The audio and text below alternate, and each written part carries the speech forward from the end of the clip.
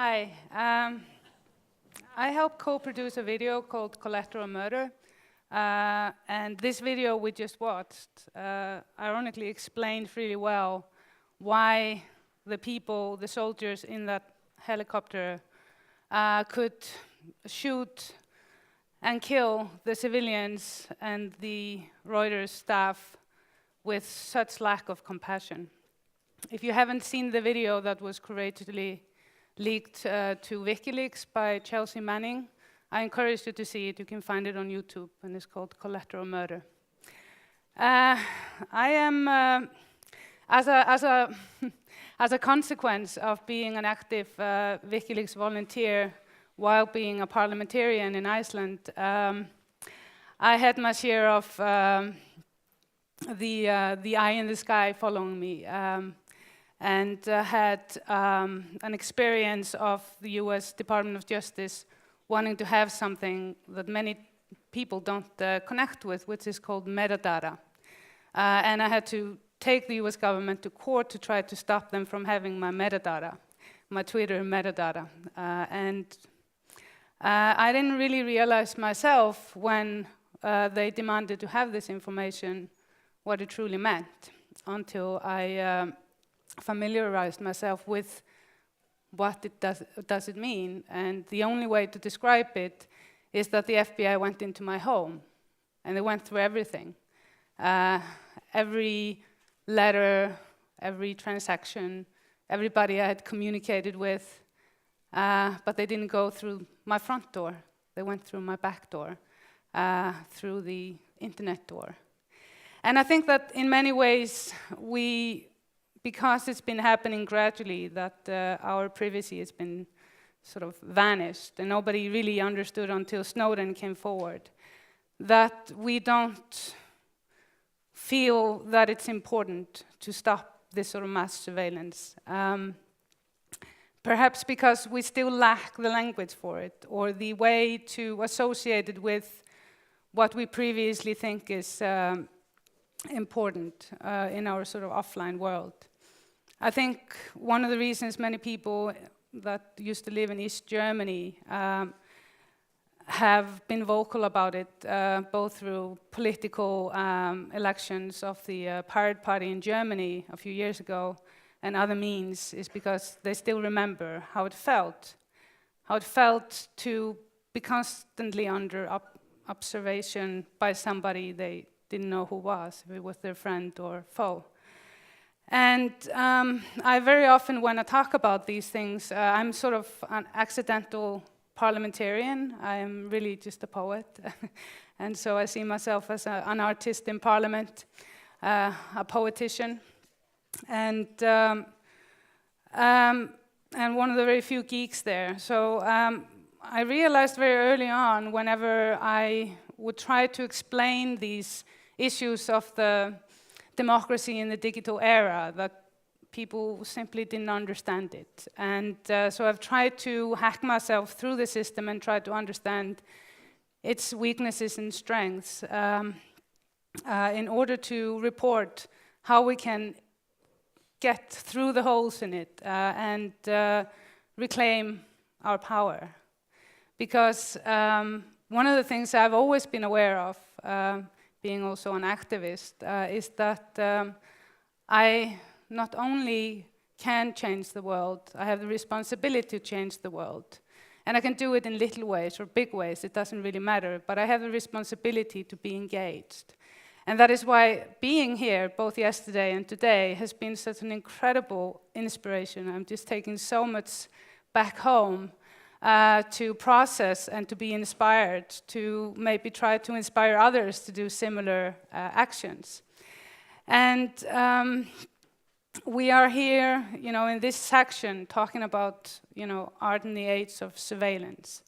And I have met many artists that have tried to tackle this problem in trying to get the rest of us to become aware of how massively destructive this is for our democratic process. But I'm primarily a big lover of the concept of democracy, as the meaning of the word democracy means the rule of the people or the rule of the mob. And I went inside as I helped co-create a couple of political movements in the last few years to ensure that we would, in the wake of the huge crisis we had in Iceland, that we would have the legal means to influence, to call for national referendums, and to get rid of corrupt politicians without having to stand outside a house and throw eggs at it. And in this process, I've learned so much, and I think it is important to occasionally for artists to go inside the system and try to at least understand how it works from inside, and to be engaged like that without becoming the embodiment of power that is there. I have never really realized that I am a parliamentarian, and whenever I'm in that house, I know that I'm still okay because most of the people are really uncomfortable having me there. I'm sort of the anarcho clown. I don't know if you're familiar with the anarcho clowns. I'm sort of that type in their eyes. And definitely the annoying fly in the tent. But I really love the concept of people being engaged and to create the tools for people's engagement. And we did a really beautiful thing in Iceland after the financial collapse. We had the third largest financial collapse in Iceland in 2008. And in many ways it was horrible, in other ways it was really good. Because in times of crisis, it is the only time we have as societies and individuals to do that very necessary transformative change. And so a revolution is not worth anything if there is no evolutionary process as a part of it. Then it's just an uprising. So we thought we had a revolution in Iceland, and we still might have had a revolution in Iceland.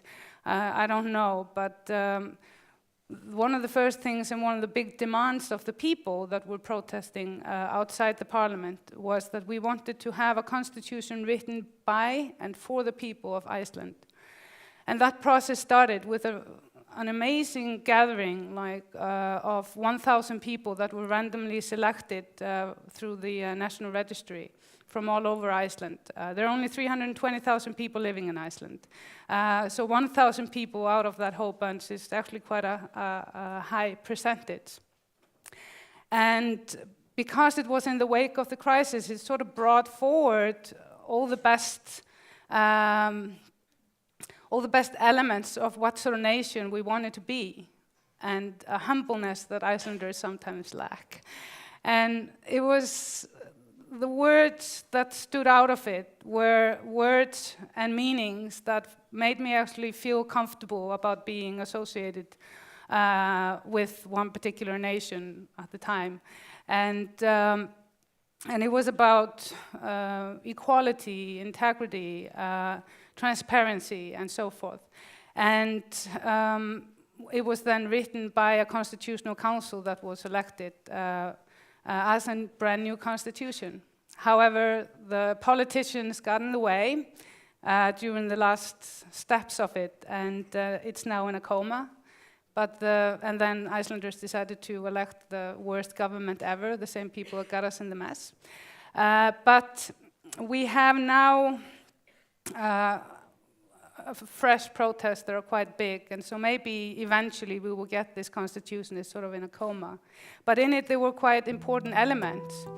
Elements like that net neutrality was a human right, that freedom of information, very similar to the Freedom of Information Act you have in Sweden, was to be integrated in the constitution, and so many other really good, strong, modern elements that we need to have.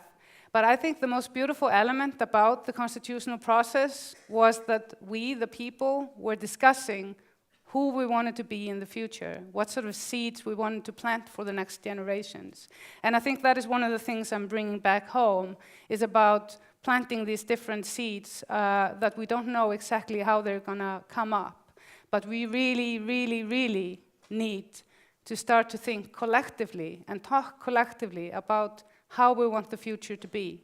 And I encourage each and every one of you to discuss with the person next to you or whomever you will meet after this segment, what sort of future do I want to have in the next 50 years? Thank you very much.